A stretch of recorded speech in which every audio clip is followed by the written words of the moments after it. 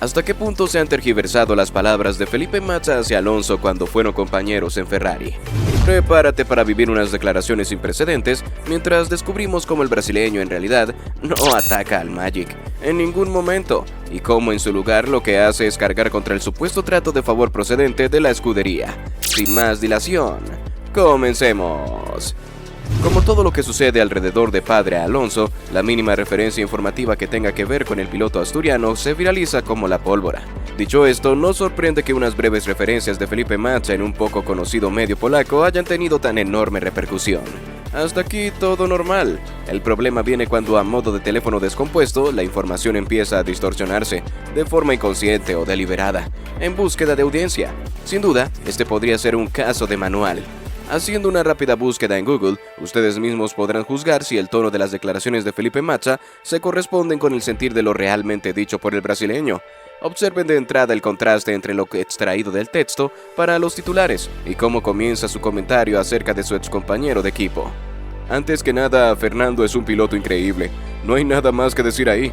Por si quedan dudas, veamos ahora el contenido exacto de las declaraciones y valoremos después si lo dicho por Massa es realmente tan grave como para que esté recibiendo tantas críticas e insultos de todo calibre por estas palabras. Fue bastante difícil trabajar juntos dentro del equipo. En realidad el equipo se estaba dividiendo por la mitad y al final no fue bueno para el resultado de la escudería. También en lo personal no me sentía lo suficientemente fuerte para trabajar, para hacer que el equipo me escuchara. Eso fue bastante duro. Si se fijan, Felipe describe una realidad que ha pasado toda la vida en Ferrari, y es que el equipo se divide y acaba resultando perjudicial.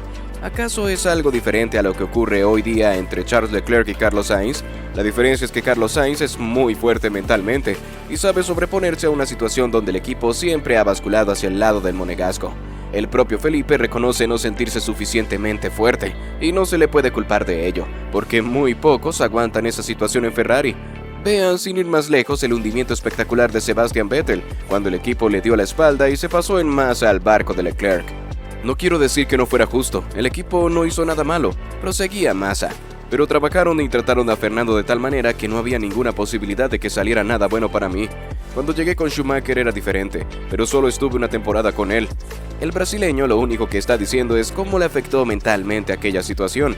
Es más, cuando dice que no fue justo, él mismo reconoce que el equipo tenía razones de poner todos los huevos en la cesta de Fernando, y no en la suya. En definitiva, algo muy distinto de acusar a Dios Padre de manipular el equipo en su contra. Massa sabe perfectamente de que lo que hizo Fernando es lo mismo que provocó los roces y desmoralizaciones entre Senna y Prost en McLaren, entre Prost y Mansell en Ferrari, entre Mansell y Patrese en Williams y así sucesivamente. En la naturaleza competitiva del piloto late siempre un egoísmo donde quiere ser siempre el centro del universo.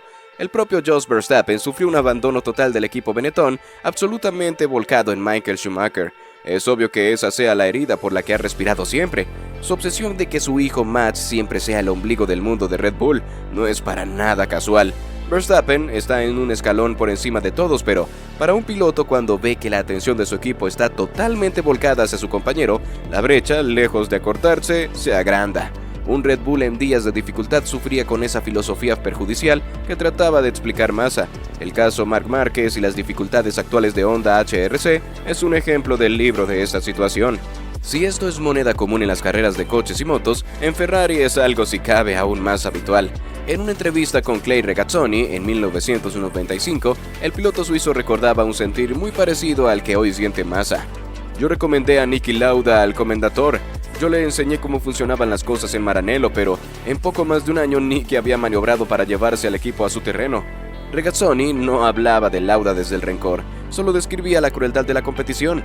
De hecho, reconocía que Lauda tenía un plus sobre él en cuanto a dedicación y análisis técnico, y que él no fue capaz de contrarrestarlo, ni más ni menos que el día a día de lo vivido por los compañeros de Magic en cualquier equipo a lo largo de su carrera. Su dedicación es de una intensidad cercana a lo enfermizo, y muy pocos son capaces de aguantar el tirón. En esa entrega y presión junto a los resultados en pista, la caída de la nave hacia un lado del box se hace inevitable. Vean por ejemplo lo que declaraba el propio Felipe Massa hace apenas 3 meses. Alonso ya tiene cierta edad y ya está haciendo un trabajo excelente, como ha hecho durante toda su carrera. Ahora tiene un coche competitivo y le deja demostrar el talento que atesora como piloto. Viéndole a veces pienso continuar por algunos años más, pero al final todo depende de la voluntad que tienes y el trabajo que haces. Fernando ha estado mostrando que es muy bueno, demostrando que para él la edad es solo un número. No es la primera vez que Massa se expresa en esos términos de elogio hacia Fernando, pero en estas últimas declaraciones reconoce ese mismo plus que Regazzoni reconocía de Lauda. El brasileño recordaba, por ejemplo, lo mucho que le dolió que Luca Montezemolo destacara el trabajo en el simulador de Fernando, cuando en realidad había sido él quien hizo el trabajo. Pero de nuevo, Felipe no carga las tintas contra su excompañero, sino de forma velada contra el entonces era el jefe supremo. Fernando es cierto que dejó de utilizar el simulador, pero no por una cuestión de escaqueo, sino por la inutilidad que veía un sistema completamente desfasado, algo que también explica Massa. De hecho, cuando Kimi Raikkonen sustituyó a Felipe en Ferrari, ya estaba en marcha el simulador nuevo, y el que no lo tocó esta vez ni por asomo fue el finlandés. Ahora el que se lo curraba era el español y, ¿adivinan de quién presumía en ese momento Luca de Montezemolo? De Kimi Raikkonen. El Avocado siempre tuvo una peculiar forma de motivar a sus pilotos, nada que no hiciera por cierto corregido y aumentado en el pasado el propio Enzo Ferrari. Recuerden que Massa es un piloto que fue capaz de batir en ocasiones a Schumacher en su cumbre. Recuerden también que Raikkonen, que fue traído de regreso a Maranello, fue como el antídoto que pretendía Montezemolo para bajar los humos a Fernando. Pero luego resultó que el finlandés, más o menos, seguía estando igual de lejos del español, de lo que estaba el brasileño. Moraleja. Bastante tuvo Massa con coincidir con uno de los mejores pilotos de la historia, como para que encima se le insulte o se le critique por contar la realidad.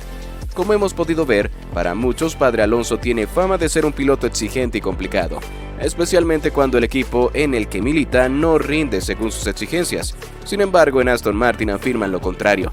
El último en hacerlo ha sido su propio director de rendimiento, teniendo en cuenta que Dios Padre es el piloto que más grandes premios de Fórmula 1 ha disputado en la historia. No vamos a descubrir a estas alturas su capacidad como piloto y su carácter como persona.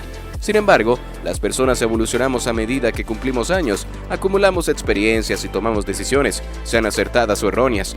Esto nos ayuda a moldear nuestra personalidad mediante lo que acostumbramos a denominar experiencia. Fernando es nuevo en el equipo. Empezó introduciendo McCulloch antes de admitir que le ha impresionado un piloto con el que no había trabajado previamente. Es una fuerza de la naturaleza, nos está presionando y está muy motivado. Comprende que es difícil hacer lo que estamos haciendo, no es fácil desarrollar un coche en Fórmula 1 contra muy buenos equipos, y él ha estado increíble. McCulloch, que en el pasado ya admitió que las referencias que había recibido de Fernando Alonso le habían creado unas expectativas diferentes, señala que no lo conocía, pero que su capacidad para sentir el coche y decirte lo que es bueno manteniendo la calma es espectacular. En palabras de él, pensé que podría volverse más difícil de lo que ha sido, pero está siendo fantástico. A su vez, para él, la predisposición del Magic a colaborar y convertirse en el líder de Aston Martin tiene un beneficiado directo, Lance Stroll. El joven canadiense cumple ya su séptima temporada en Fórmula 1, pero a sus 25 años tiene aún mucho que aprender, y si se abre a ello, tiene a su lado al mejor mentor posible. Nuestro principal problema no han sido los pilotos este año, nuestro problema han sido no siempre ofrecer un coche lo suficientemente fuerte, y a veces tener un fallo aquí o una decisión estratégica allá. Continúa diciendo Tom McCulloch en referencia a las dificultades de Stroll para equiparar su rendimiento al del nano. ¿Y tú? ¿Hasta qué punto crees que se han tergiversado las palabras de Felipe Massa hacia Alonso cuando fueron compañeros en Ferrari? ¿De veras piensas que hubo un trato de favor por parte de la escudería? Déjanos saber tu opinión abajo en los comentarios. ¡Te leemos! ¿Pero acaso no has visto esta noticia? Yo no me la perdería, ¿eh?